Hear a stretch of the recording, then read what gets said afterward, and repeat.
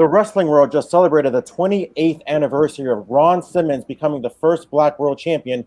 Since then, we've seen around a handful more Black World Champions in WWE, WCW, and TNA.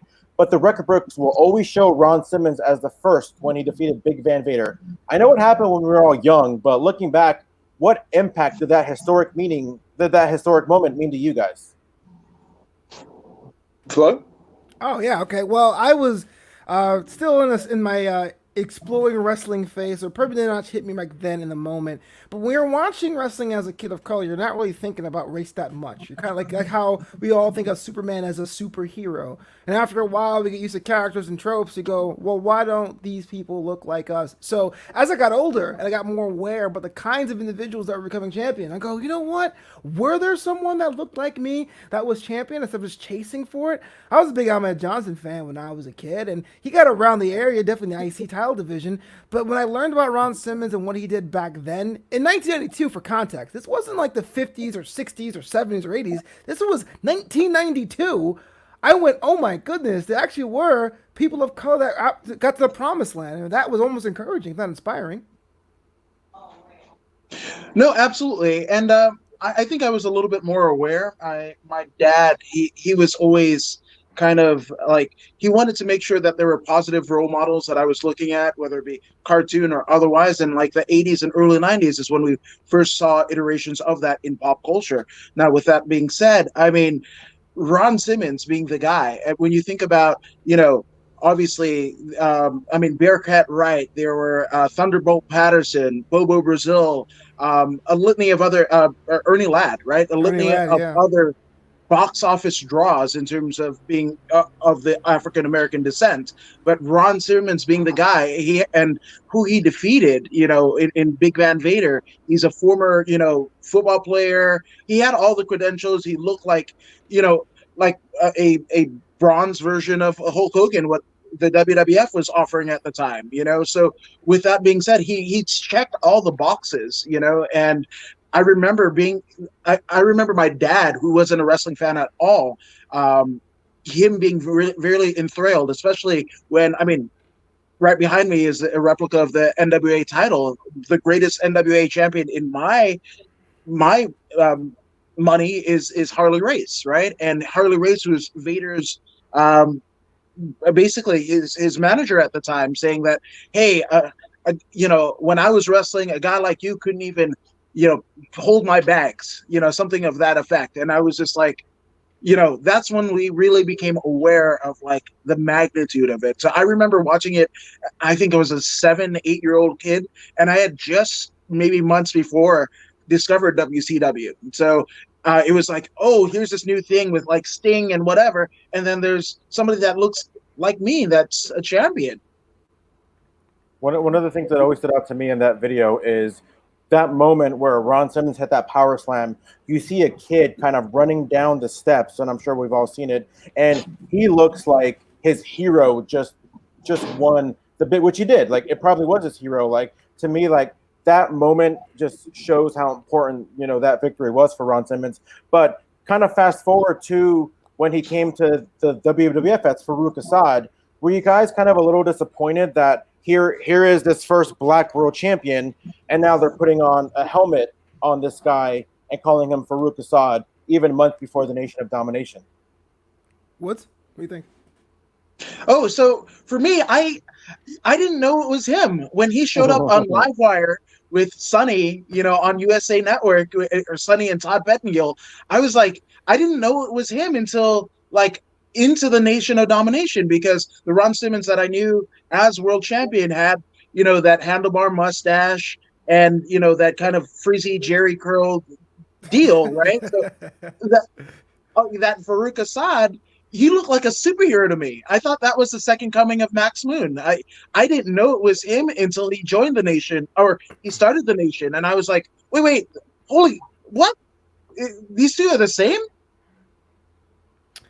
Yeah, it's in some ways it was great that we're able to see this individual in this promotion, because the WWE is a major circuit. Whether or not you agree with it or not, it is has the most exposure.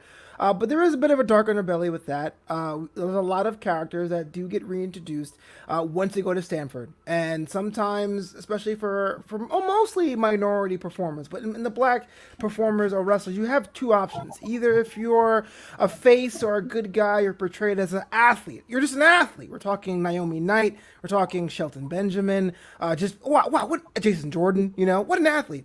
But then on the other side, usually are played up with some form of exoticism or something that people, or a stereotype in that way. I'm talking your Kamala, your Saba Simbas, your Papa Shangos, your Crime Times.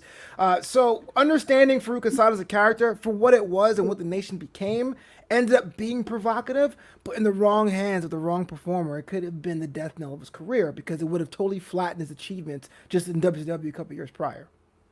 Now, fast forward WCW a few years, we did see Booker T become WCW World Champion. Now, in between, the Ron Simmons and Booker T, we did see a bunch of guys like Ice Train, obviously Booker T, Stevie Ray.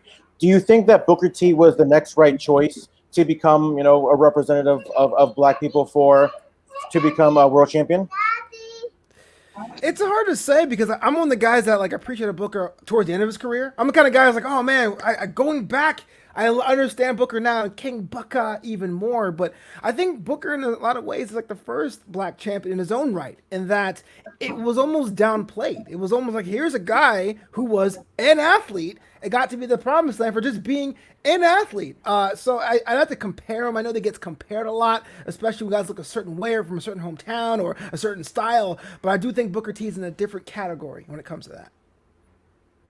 No, absolutely. And Booker T, for people that had watched his career literally from the onset of WCW, I remember, Harlem Heat basically debuting on WCW Saturday Night and a lot of their wraparound Saturday shows, syndicated shows. And just, I felt it.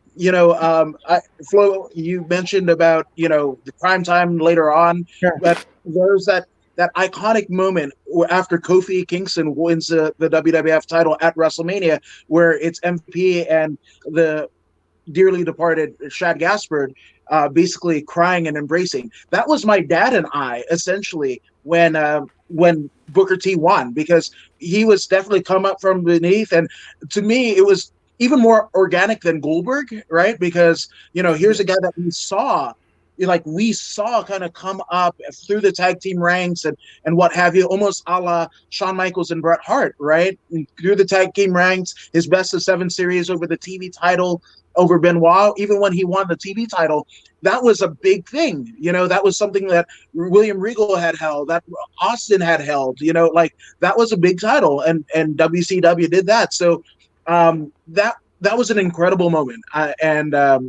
And especially when you think about after WCW had folded and the WWE acquisition, Booker T was one of the only, or one of a handful of guys that actually ascended to get, attaining a championship in the WWE. So that just kind of shows his longevity. He's still there now.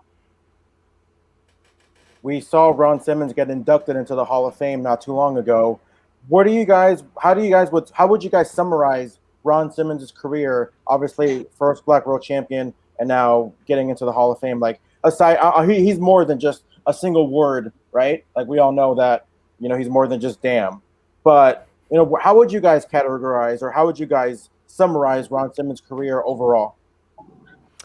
Ron Simmons is one of those kind of guys that got to get his name back, which I thought was pretty cool towards the end of his career. It was Farouk Assad, it was Farouk, then it was the guy who got left behind in APA, and towards the end, him, and much like Mark Henry, his contemporary, is pretty much been a leader, locker room leader. Not so much in asking for advice, that too, but definitely leading by example and how to save your money or how to deal with the kind of microaggressions that may happen in any workplace, especially when your workplace happens to be professional wrestling. For black athletes, we're not really tied to a region like the South. We don't really have a style like lucha libre or Japanese strong style. So when you have these pillars, these rocks, these bases people can talk to and say, hey, how did it work 20 years ago? How did it work 30 years ago? What can I learn from that? I mean, that is someone who keeps continually giving. So that's someone that totally earns our Hall of Fame ring week in, month and month out. No, 100%. And I even say that Ron Simmons earned a first ballot Hall of Fame on just the, that prestige of being the first recognized black world champion in the professional wrestling world, right? Everything that came after his career was just extra, right? He kind of earned that. It was almost like Michael Jackson. He was a Hall of Fame, whatever, as the leader of the Jackson Five and what have you. And then everything that he did was extra.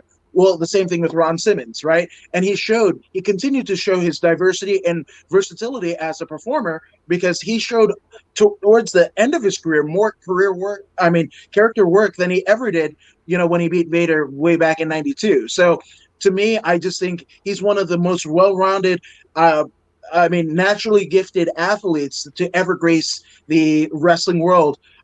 It doesn't matter what race or nationality he is. I want to thank you guys both for joining the Wrestling Chatter. But where can people find you on social media? Yeah, definitely. You can follow me at Flobo Boyce on Twitter and Instagram, also at Flopito on Instagram and Flopito.com. The YouTube channel, just put my name in there, Flobo Boyce. Say what's up. Yes, and I'm According to Woods, literally across the board. I think it's Adam K. Woods on Twitter, YouTube, According to Woods as well. Got some cool content for you guys.